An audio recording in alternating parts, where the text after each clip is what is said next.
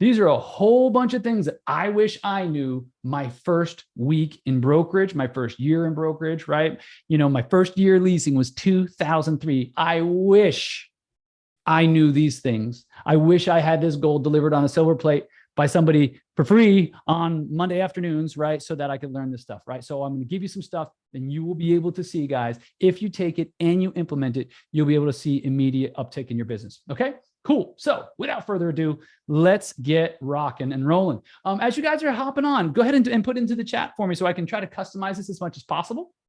All right, go ahead and do me a favor and customize. Put in your market, right? So your city and state. That's going to help me understand kind of where folks are coming in from, right? Love to see that. Okay, so let's get that chat fired up. Let's get those fingers going. Like I said, guys, your keyboard is your pick, your pen is your shovel, and your camera, right? That's your flashlight. Okay, let's get everybody on here. Let's get everybody participating. In fact, I tell you what. Everybody, turn your mics on for 1 second and say, I'm ready to learn. Come on, let's say it. Who's the first one it's going to be? Come on, I'm ready to learn. Who's ready to learn? No, camera's on. Okay, I can see mouths moving. Come on, camera's on, mic's on. Let's go. I'm ready to learn. I haven't heard a sound yet. Come on, who's it going to be? You know how to use this. Come on. All right. That's the point, guys. We want to get ready. We want to get the blood flowing, and let's get down to learning. Okay, so most important thing, folks, the 10 missteps that you can't afford to make. Why? Because what's the one non-renewable commodity that everybody has that some of us don't guard carefully enough, right? It's time. We all get the same 24 hours. We all get the same amount of minutes in the day, but some of us use them more carefully. Is there a reason why Elon Musk accomplishes a whole lot more than the average person? Yes, because he uses his time more effectively. Okay, so what we want to do is we want to show you how to avoid mistakes, because think about it. When you avoid a mistake, guess what you avoid? Using time wastefully. Making a mistake means you have to do it oftentimes over again. Okay, why is there a hand showing? I have no idea. It's like, there we go, lower my own hand. But the point is, folks, when you make a mistake, you never get that time back that you wasted making that mistake. So if I can make your job just a little bit easier, if I can make your business just a little bit faster and smarter, I'm here to do so, okay? So when you get down to brokerage, there's no instruction manual for brokerage. How many of you have ever felt like sometimes you're flying without a compass, right? When you get to the office, you're like, what do I do? Who do I call? What do I say? You get some information from some people, and it's great, and it's oftentimes it's well intended. But at the end of the day, right, what we're not able to do is know exactly what we should be doing, right? So knowing what to do. By the way, y'all can see my where it says knowing what to do. Just somebody give me a thumbs up. Okay, just want to make sure my tech is working. Cool. All right, thanks, Mindy. Appreciate you. So it's equally important in knowing what not to do. Right? Because again, when you go to a 9-to-5 job and there's an office and there's a manager and there's someone standing over your shoulder, they're going to tell you what you need to do. They're going to tell you what not to do. But all too often in commercial brokerage, right? In brokerage in general, right? They bring up the brokers are busy closing deals. That's what they do. That's how they have to feed their families. And they don't necessarily have the time to lay out what you should be doing, right? My orientation, for lack of a better word, on day one, right? And it sounded like this. Here's your cubicle. Here's the water fountain, quote unquote, do your thing, right? How many of you have ever gotten that level of orientation, right? And you're like, oh, awesome, thanks. I'm going to go do my thing, right? So biggest thing about it is you need to understand knowing what to do is important, knowing what not to do is important. And that's what we're going to get into. So guys, I just want to put that, and when I say guys, that's a unisex term, all right? So just so I'm from Jersey, we call everyone a guy, right? So at least I don't say use guys, because that's whatever. Anyhow, but what I'd like to do is I'd like to establish, okay? I'd like to establish what we call the gap in between where you are and where you want to be, okay? Because everybody's here because they want to be better than where they are, or they want to have more consistency or repeatability in where they are. How many of you have had a banger of a year and the next year wasn't quite as hot because maybe you didn't have the same level of consistency, repeatability in your process? Are you with me? Okay. Very important to understand. So let's do this. Let's go ahead and write down, you don't have to write it in the chat, but let's just write down what you want to make over the next 12 months. This is very, very important because it's going to prove a very important point to you. Okay. Write down what you want to make in the next 12 months. We all should have goals. If you don't have goals, you are in the wrong room. To see that little button down at the bottom that says end meeting, go ahead and push that. If you do not have a goal and you don't know what you want to make next year, I'm sorry, but we got to start somewhere. Okay. So write down what you want to make in the next year. Then subtract how much you made in 2022. Okay. We want to set a baseline here, whatever you made last year and however much you want to make over the next year. Okay. Go ahead and subtract what you made last year from what you want to make next year over the next 12 months. Okay. Because we're already 5.5 months into this year. So does that make sense, folks? So do me a favor, folks, go ahead and put that in what you want, what that gap is when you subtract one number from the other. Go ahead and light the chat up with that. I want to see what we are talking about. And by the way, we have Iowa here. What's up, Denise? How are you? We have Tanya's from Dallas. We have Jen Donaldson from Central Virginia. Awesome, cool. We are seeing a whole bunch of states represented. Love it, love it. Okay, cool. So Alexa's here at 200. Love it. Patrice is at 208. Love it. That's a very specific number. The more specific you are in your goals, the more likely you are to hit them. Why? Because the higher level of specificity, the higher level of clarity. If someone just says, yeah, I want to make $1 million. But if someone says, I want to make $987,500, they probably concocted a plan to get to that specific number. Does that make sense, folks? Right? So we got Luther says 230,000. I love it. Good. Janet, 100,000. Cool. These are everybody's gap. This is, okay, without knowing how to get to where you want to. So let's say for the sake of $1 million, let's say you want to make $1 million and you made 350,000 last year. Well, $1 million minus 350,000, that's 650,000 last I checked, right? But what that number signifies, folks, all right? And this is what I'm about to tell you right now might be the most important thing you hear all day, okay? But what that number signifies is what it's costing you to not know how to make the money that you want to make.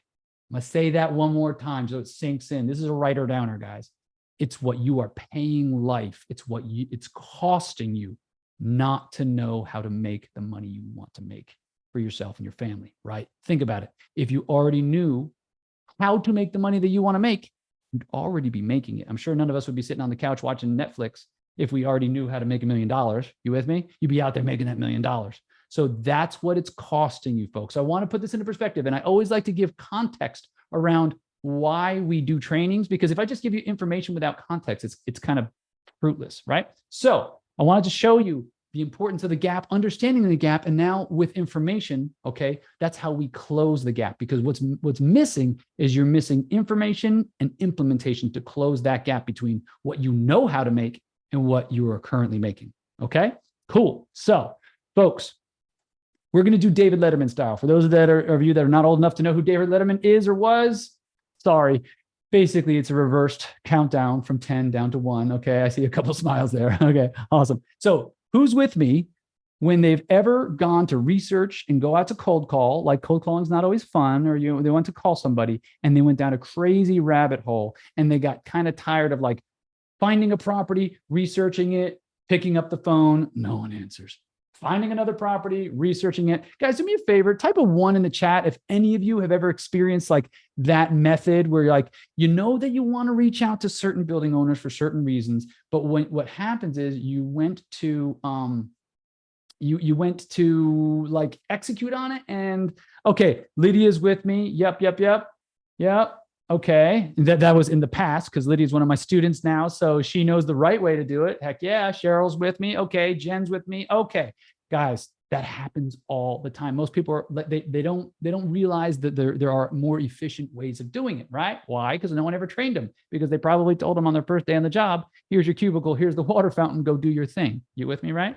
So the best way. So now I told you what mistake to avoid. Let me show you the best way to do it. Okay. Does anyone remember this guy by the name of Henry Ford? Does anyone remember? Right? That guy? Yeah. Do you know what he created? Not only just the Model T and the Model A and all that good stuff, but he invented the assembly line, right? Where they call like division of labor, right? Where each person does one job and the jobs are done sequentially, right? So what I'm recommending is, I see we get some head nods there. Okay, love it. You guys are with me. What I recommend when you go to start researching properties, don't find the property, then go down a rabbit hole on Google and 20 minutes goes by, and then pick up the phone and try to find somebody. And then maybe you get them and maybe that you don't. And then you give up and you go to the next property. That's really defeating, guys. What I recommend is you research properties in bulk, you look them up in bulk, you call them in bulk. Right? Because what happens is when you get to learning a new skill, how many of you have ever learned a new skill and it was really slow to begin with? But then once you got into it, you started getting into a groove. How many of you have ever danced? How many of you ever boxed? How many of you have ever done anything with any degree of rhythm? Right? You with me? Okay. What winds up happening is if you never get into a rhythm, how many of you ever tried to do 3 tasks over and over and over again and you're always shifting gears? You can't ever get into that rhythm. Calling is a rhythm. Cold calling is a rhythm. Research is a rhythm. Anything where you're doing a repetitive task over and over again, what winds up happening is the more you do it, the better you get at it. It's just like any skill in life. So what we want you to do is we want you to dedicate time to research before it's time to pick up the phone. Okay. You got to batch your research.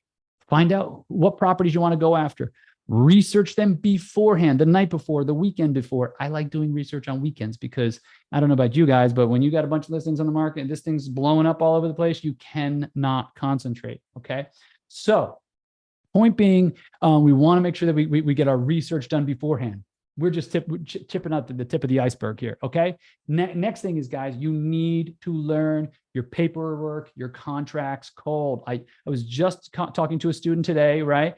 And one of the things that they were talking about was landlords, believe it or not, don't treat people very fairly, and it stinks. And one of my students was just trying to put together a lease, and he said to me, he's like, well, what's going to protect the landlord from doing this and doing that? I'm like, nothing unless you sign the appropriate paperwork, right? So you have to know how to protect yourself in a contract to make sure that you get paid. You have to know how to present commission agreements so that you know how to actually get paid. Because how many of you have ever, this happened to me a few years back, when I say a few, more than a few, but I literally got done. I went to go invoice the landlord and the whole deal got done. And I'm sitting there basically begging for my money. And it was like $1,000 because it was a small little dinky lease that I did. The point being, folks, you have to learn your paperwork. Not only learn the paperwork, but you need to learn when to present it, because there are certain times in a deal where you are in a much better place in terms of your leverage, right? Guys, before the deal is consummated, do you think you are in a better a place or a worse place, right? Before everything, before the landlord got what he wanted, are you in a better place or a worse place? Go ahead, type that in the chat. Let's see what you guys, I want to make sure we're all on the same page here. Are you in a better place or a worse place before the landlord got what they wanted? Let's see. Better, says Alexa. Better, says Patrice. Okay. Burl. Yep.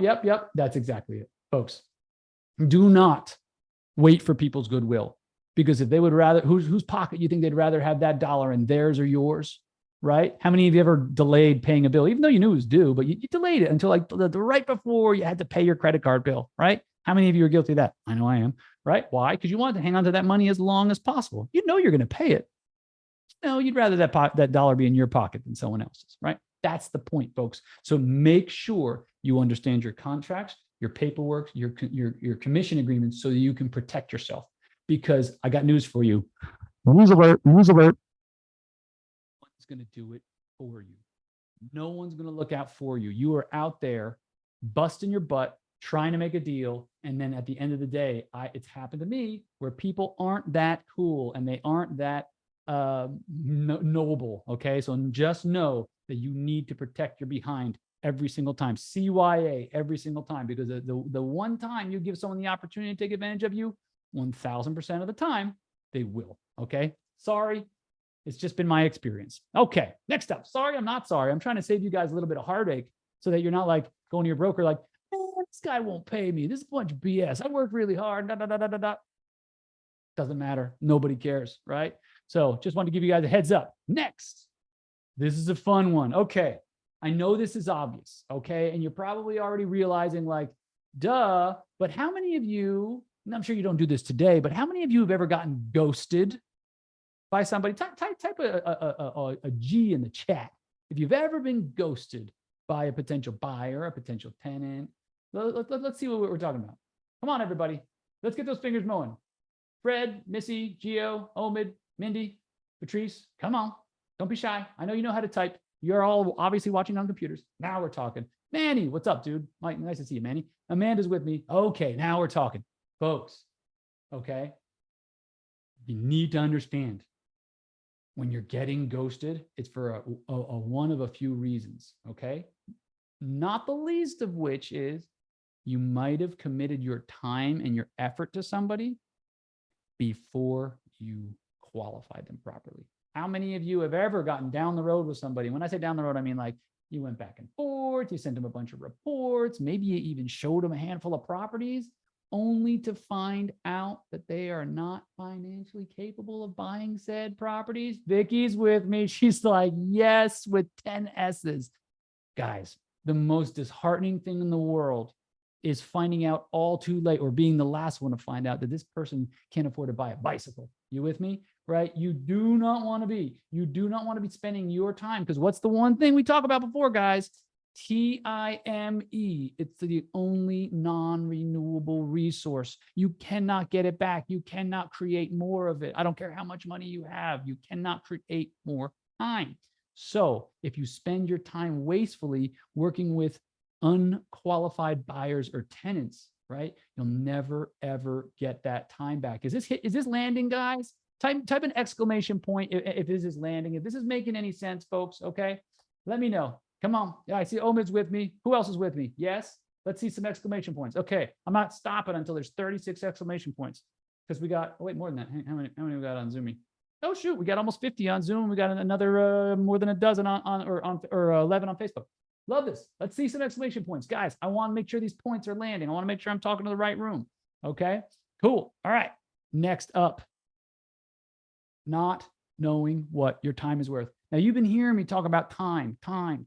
If anybody knows your hourly rate, go ahead and put it in the chat, okay? And for those of you that are saying like to me, like, what the heck is this dude talking about? Okay, right? If anybody doesn't know your hourly rate, I'm gonna break it down, okay? Take whatever that, remember that number that you guys wrote down before, and you wrote down like what you want to make over the next year, okay? Cool. Take that number and divide it by 2,000. All right, cool. Jen Donaldson, first one, snap, love it. $4.50 an hour. You know what that means? So long as she works a 2,000 hour, year, which is 50 hours a week. 40 hours a week, 50 weeks of the year. That means she's going to earn a cool $900,000. Y'all with me? Okay. Because what you want to do is you want to take your annual number and divide it by the amount of hours you plan on working this year. If you're working 40 hours a week, 50 weeks of the year, that's 2,000. Okay. So Gio's at 90,000. Love it. Who else? Who else has got some? Are Jen and Gio the only people that know they're what their worth is? Come on. You guys got to be there. Come on. Do that math. Take what you want to earn over the next 12 months and divide that by 2,000. Okay. Commercial real estate is 250. Love it. Okay. Patrice is at 175. Good. Where are we at, Missy? Where are we at, Freddie? Where are we at, Omid? Mindy? Talk to me, guys. Let's see. This is interactive. This is not me talking at you. This is me talking to you, with you. All right. So who else has got something? There we go. Denise is at 65. Love it. Okay, here we go. Now we're starting to understand what we want to make. Okay. Because when you understand what you want to make, okay, how many of you would ever in a million years love you? Oh, there we go. Thanks, Mindy. Thanks, Jason. Good. Guys, okay, I'm going to use an example. Let me pick the next person whose thing comes up. Luther's $120 an hour. Okay. This is nice, simple, easy math. Okay. Which means a half an hour of his time is worth $30, which means 15 minutes of his time is worth $50. Wait, hang on. Half is worth 60. Yeah. 15 minutes is worth $30. Right. Okay. Luther, would you ever rip up a $20 bill and throw it in the garbage can? Everybody, anyone here, would any of you ever rip up a $20 bill, right? Take it out of your wallet. Here we go. Right? Take it out of your wallet. I don't even have it. I got a 10. How about that? Would I ever, right? No. Thank you, Luther. Appreciate it. Yeah, exactly. No, why? Because he's the same person that works very hard for his money, right? But most people would never think twice, never think twice about having a 15-minute conversation with a coworker that is not work-based during their work hours. They would never think twice about having a 15-minute conversation with somebody without qualifying them, okay? They would never think twice about doing all these things. Never think twice about flipping through Instagram in the middle of the day when they should be working, right? You do that for 15 minutes, guys. In Luther's case, that would cost him $30, okay? I want you to start thinking about your time is money. That sounds like a corny expression, right? You're probably already realizing like time is money, okay? Because here's how easy it is. You figure out what your number is, you put it on a sticky note, okay? And just put it on your computer monitor. And whatever you are doing, it had better be worth what that number is, okay? Because the reason why that's one of the biggest missteps that people make is I'm about to explain to you. Nobody was under $50 an hour, right? So like of all the responses that we got, nobody was under $50 an hour, which means if you were to hire a VA, let's say in the Philippines, right? They charge about $4 or $5, maybe $6 an hour, right? Would it make sense for you at $50 or $100 or $150 an hour, or them at $6 an hour to put a property on LoopNet or MLS or CoStar? Do me a favor. Just type me or them. All right. Type me or them in there. Right. I want to see if okay. Gio says them. Is Gio right? Come on, guys. Who else? Somebody else weigh in. Let's see what we got. All right. You or them, or type in me or them. So let's say you want to make, in Luther's case, right?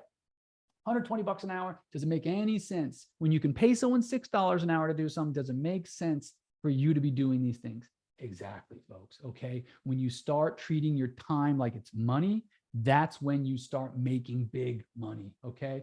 Missy says, my job is to do prospecting, presenting, and following up. Love it. Yes, guys. Those are the big three, right? The three things that if you are going to be looking to do as much as you possibly can in terms of money wise, you need to be doing as much as you can in terms of efficiency, in terms of your ability to make money, and you don't do it doing $6 an hour work. Does that make sense, guys? Holla if you hear me. Type a 6 in there. Type a 6 in the chat. Type a 6 in the comments. Let's see. Let's light this thing up with 6s. Come on. I want you guys to learn. Remember, your keyboard is your pick. Your pen is your shovel. Okay. Let's do this, guys. Luther's with me. Jason's with me. Gio's with me. Is everybody else asleep? Come on. Come on. Let's use those fingers. Come on, guys. We want to create those neural pathways of this information to your brain, because once you learn a lot of this stuff, you cannot unlearn it, right? It's like seeing the Matrix. You will never, ever do something that's not worth your hourly rate. Okay.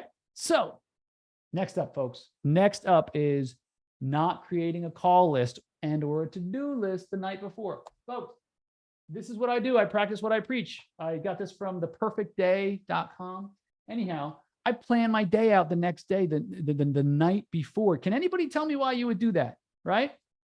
Show me what you got. Can anybody tell me why you would plan your day out the night before? Can anybody tell me? I want to make sure I'm with the right crowd here, right? Super duper important, right? The thing is about it, right? Your brain is a supercomputer, okay? So when you create your call list the night before, it starts thinking about what it can be doing. When you start creating a to-do list the night before, it's called the reticular activation center of your brain. Have any of you ever like gotten to the point where you do something and next thing you know, or where you start thinking about something and next thing you know, you see it all over the place? Here's what I mean. I went to buy a Honda Accord back in the 90s, right? I came home from the dealership, and every third car I got done after I got done test driving it, it seemed to be a Honda on the road. I'm like, look, there's one, there's one, there's one. That's what your brain does for you. When you write things down the night before, and then you go home and you go to sleep, your brain starts putting and connecting these dots for you. You're going to wake up in the morning with new ideas about how to handle your to-do list. You're going to wake up with new insights about how to speak to the people that are on your call list. Very, very important, right? Gio writes, eliminate distractions. Heck yeah. Huge, huge, huge, huge. A confused mind does nothing. Remember that, folks. Okay. The next one is Not, I touched on this briefly before, not knowing how to protect yourself and your commission. Very, very important. You can make a lot of money in this business. Okay. Like, here's how easy it is. You pick up the phone, you reach out to X amount of people, you take listings, you sell their property, you earn big fat checks. That's what it looks like on paper. But just as you can earn large sums of money, you can also get cheated out of large sums of money. And it's happened to me, guys. It has absolutely happened to me. Okay. So, shoot, less than 2 years ago, I got cheated out of $50,000 on a deal. I was supposed to make 157 or something like that. I got cheated out of, yeah. So it stings. I was acting in my client's best interest. I was doing all the right things. I had a verbal agreement with somebody. And guess what? After negotiating for 3 weeks on a deal, on a $5.6 million deal, he's like, yeah, that 3%, that's not going to work. We're going to make that 2%. Yeah, guys, that stings. That stings. Why? Not because like $50,000 is going to like make or break you, right? But when you came to an agreement and you thought you could trust somebody and they give it to you, that's the worst feeling in the world after you acted completely in good faith, you know. But bottom line is, guys, you need to know. And then the thing is, like, I almost never work with buyers, but it's like somebody that's been my client for like 10 years. So I wasn't about to like say, no, sorry, go find your own $5 million building. I decided to do that, but I should have created a commission agreement, and shame on me. I'm trying to tell you a precautionary tale. If I could do it all over again, the second I brought that contract, I'd bring a commission agreement to get signed, right? So you need to protect yourself. If you give someone an inch, they will take a mile. I promise you. If you want to, find out for yourself, or I could save you a little bit of heartache and a whole lot of money. Okay. So knowing how, now here's the thing. Bad people will always do bad things. You can sometimes do everything right. And it's happened to me before. I have had people on a tenant rep agreement, signed all the paperwork, did everything, and I still got screwed out of commissions. It's what happens when people in this business work out of scarcity, but I'm trying to save you a little bit. Just make sure that as soon as possible, you put a commission agreement forth, right? Make sure that when you are creating a purchase and sale agreements, make sure you are named in there. You are a party to the agreement. Very, very important, right? So guys, if you're liking what you're hearing here, right? If you guys want to get like some insights on in terms of like how we do what we do, like in terms of like, if you want to more important than anything, speed up the hands of time and get to where you're going faster, get to that number that you want to make faster, type #ready. We have a 6-month training program. We can absolutely help you avoid all the missteps, avoid all the potholes, right? We can show you which cave to go into. We can give you the flashlight. We can give you the pick. We can give you all the tools that you need, give you that shovel so that you don't have to figure it out for yourself, because nobody gets the time back ever that you spent trying to figure something out, maybe successfully, maybe not successful. Okay. I'm sure you guys have all heard this before. You're probably wondering, 97% failure rate. That's the first 2 years of commercial real estate. Okay. So it goes without saying, you had better find a way that is proven, instead of trying to carve your own path. Does that make sense, everybody? Type a hashtag yes, right? If that makes sense, that maybe it's better if you're going into a business with a 97% failure rate in the first 2 years, that it might make sense to have like a trail guide if you're going through the jungle, right? Missy's with me, Janet's with me, Jason's with me. Okay, cool. Just want to make sure. Cool. So guys, last 4, here we go. We're rounding home plate. Number 4 is trying to buy the business. I cannot tell you how many times people come up to me. They're like, all I need to know is where to find the leads. No, if you're asking that question or making that statement, I promise you, the only thing you're missing is not where to find the leads, right? You cannot buy this business. You need to know where to go, what to say, and to whom to say it. You have to have the right message at the right time in front of the right person. That is the key to commercial in a nutshell. I'm going to say that again, guys. Go ahead and write this down. You need to have the right message in front of the right person at the right time. That's the key to success in commercial brokerage. Because if any one of those things is missing, guess what? You're not going to make a whole lot of money. Next one, So often, I mean, we are real estate agents, right? We like to talk, right? I can talk for hours. I'm sure you can probably tell, right? But one of the major things is you are not learning when you are talking.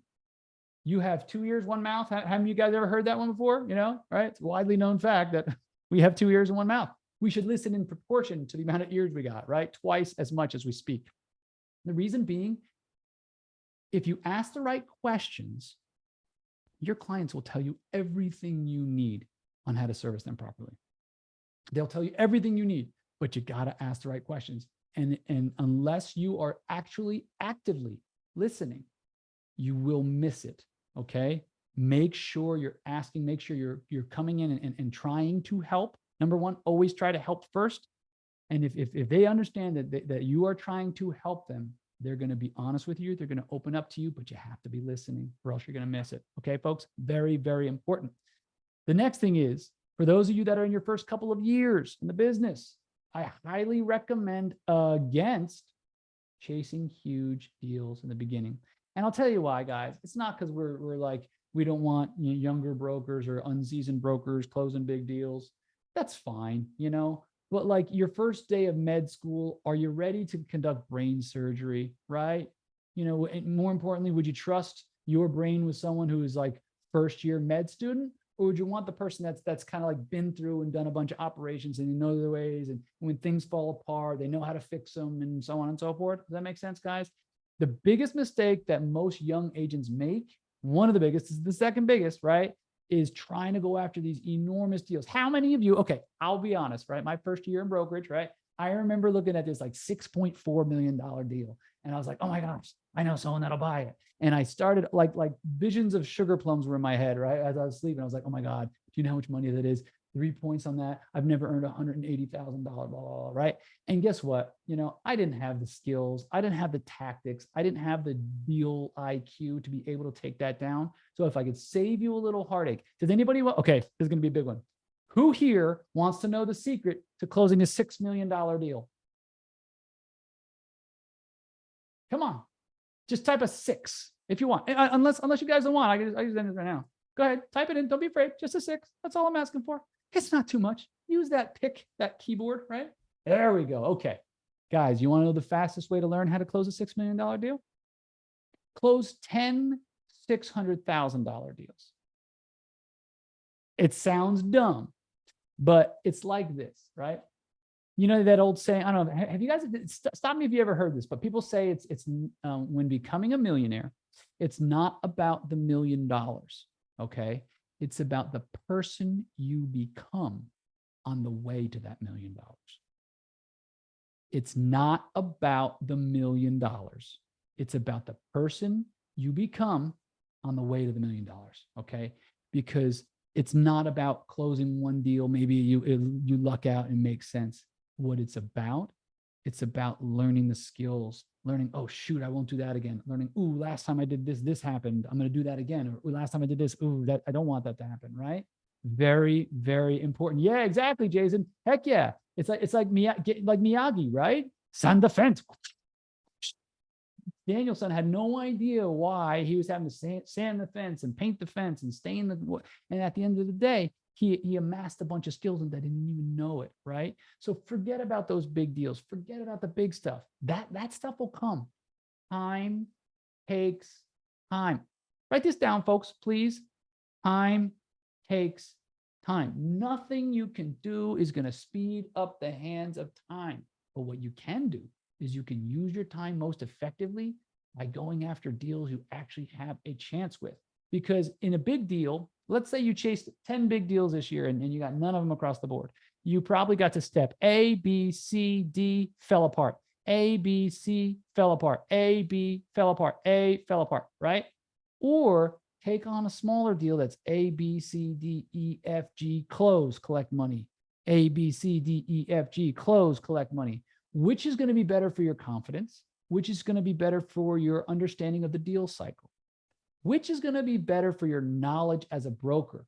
Getting a third of the way through a deal and then it falling apart, or getting those reps in, getting those reps where you're making money, small deals, you're cranking small deals, because guess what, guys? The difference between closing small deals and closing big deals is it's the same exact process. Oftentimes it's even easier. For those of you that are working on the residential side, working with a first-time homeowner sometimes can be very difficult. A lot of times there's a lot of education, right? Are you with me?